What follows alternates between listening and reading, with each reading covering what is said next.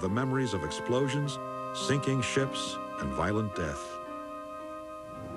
I did a lot of drinking to try to forget things, and that doesn't help any situation. And it's something that is always with you. You know, you forget some of it, but you never forget it. You never will, and that person never forgets things like that. You know, it's no, you have to learn to deal with it the best you can. It's all any man can do.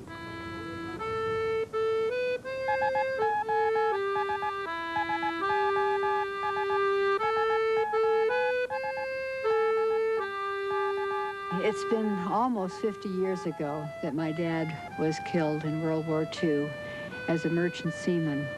He was a radio officer, and a suicide plane hit the radio tower, and he was killed instantly. Dad's first assignment was on the Liberty ship, the SS John Johnson. And it was en route from San Francisco to Honolulu when the ship was torpedoed, and it was sunk. And there were many, many boys that lost their lives. The submarine rammed the lifeboats and machine gunned all these young boys. And so my dad survived that ordeal, but when he came home, it was the first time I'd ever seen my dad cry. And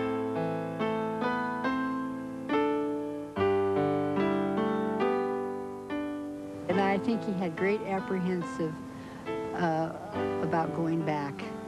And I think that's when I realized that this might be the last time we might see my dad.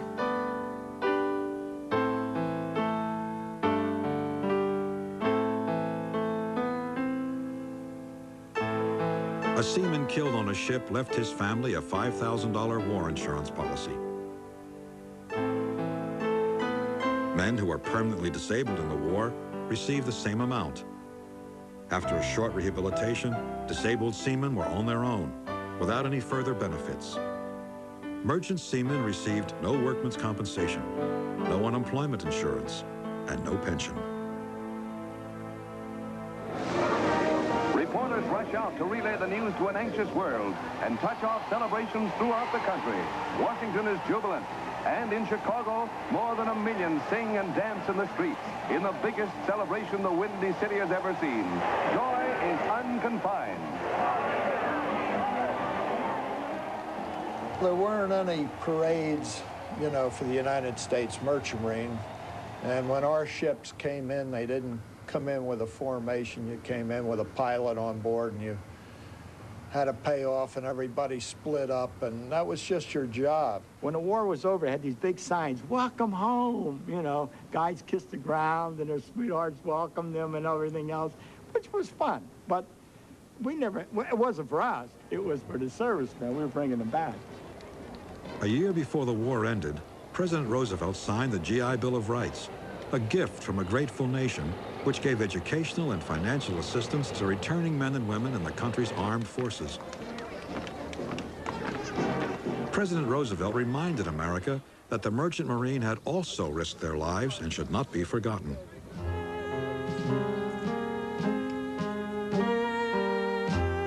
A few months later, Franklin Roosevelt died. Following the president's wishes, a Seaman's Bill of Rights was drafted in Congress. If passed, this bill would provide for the education of young seamen who left high school to man the ships. It would also aid in rehabilitation and reemployment of wartime merchant sailors. Most importantly, the bill would ensure benefits for men suffering permanent disabilities from disasters at sea. For the 250,000 men who sailed the cargo ships, the Seaman's Bill of Rights was an acknowledgement of their service in the war. All I wanted was the respect from my government, because I gave everything I had. I was willing to give my life, and what else can you give?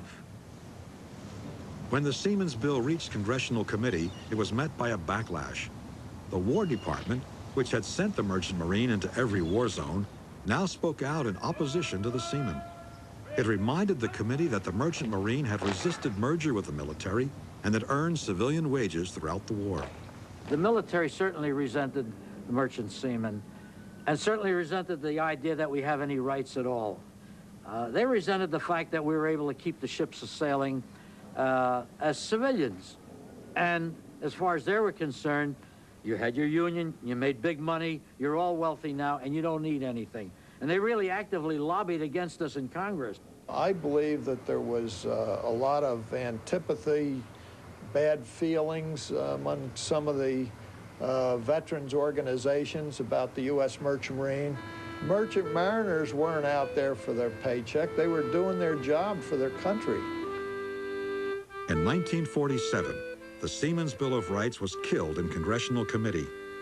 Although they suffered one of the highest casualty rates in World War II, merchant seamen would receive no benefits for their service.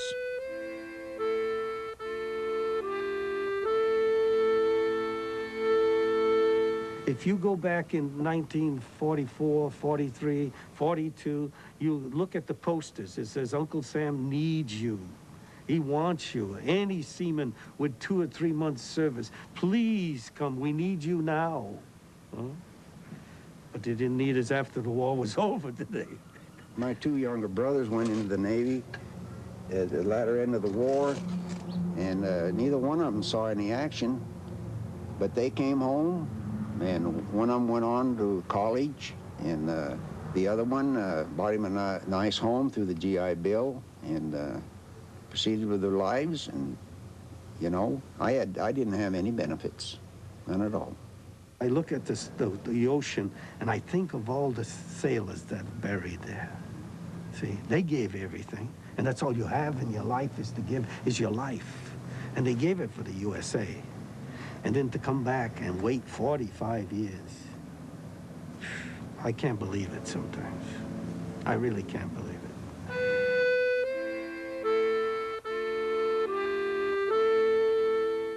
With the war over, the demand for experienced seamen declined rapidly. Most of the young seamen abandoned their skills and looked for jobs on land. Vito Versi became a house painter. Sarge Ransom worked as a longshoreman. Klein Wilson returned to a shoe repair business.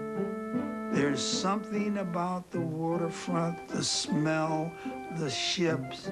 It's like a magnet. It took me many years before I would go back, honest engine, to the waterfront. Because the smell, you say, hot dog, man. You know, you want to go back. It was quite an experience, and I wouldn't trade it for anything. Without veteran status, seamen were at a disadvantage competing for jobs with men who'd served in the armed forces. The older sailors, the staunch Union men, came home to a different fate. It was on the eve of McCarthyism, about 1950, when someone somewheres in the government decided that the maritime industry had to be politically sterilized. And so every seaman had to pass a screening test. And if your politics weren't quite right, you were out. There were no charges, no specifics, no witnesses against you. You're simply given a letter saying you're out of the industry, and I was out. They took my seaman's papers away from me. And he said, you cannot go to sea. We do not trust you on a ship. We don't want to see you on a ship. We don't want to even see you on a ferry boat. And they took my papers away. I couldn't sail. I couldn't ship. And here I am with a wife and a kid. What the hell am I going to do? The seamen had become casualties of the Red Scare. It would take several years before the courts declared the maritime screenings unconstitutional. Most of the blacklisted sailors never returned to the sea.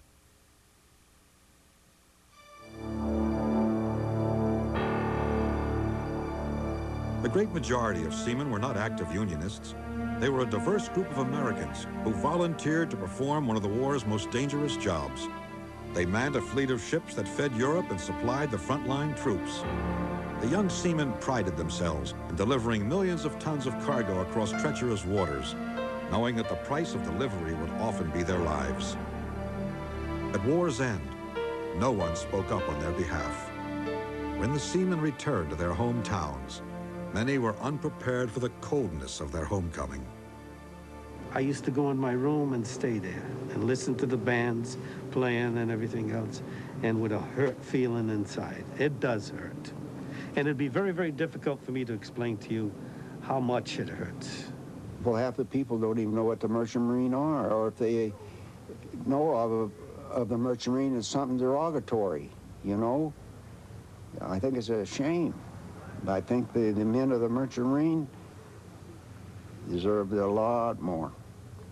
They put themselves on the line I don't know how many times. All through history, and every battle, they were there. But for the lives that were lost on these ships and these ships themselves, we wouldn't have our freedom today. Unless you've been through combat and saw all these ships going down and saw these sailors in this rough water with hardly any chance of survival, encouraging you to continue. And you do that all for your country. I'm so thankful that I was a part of it. I feel very keenly about it. I know that we're not appreciated, but that's nevertheless, the facts speak for themselves. You don't need my words. Just look and see what happened. And I think we did a hell of a job.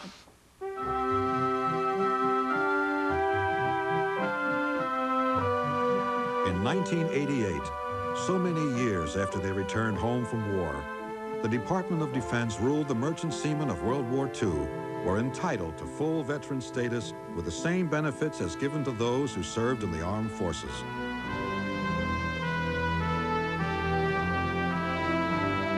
Of the men who sailed the Liberty ships, less than half lived to see this day.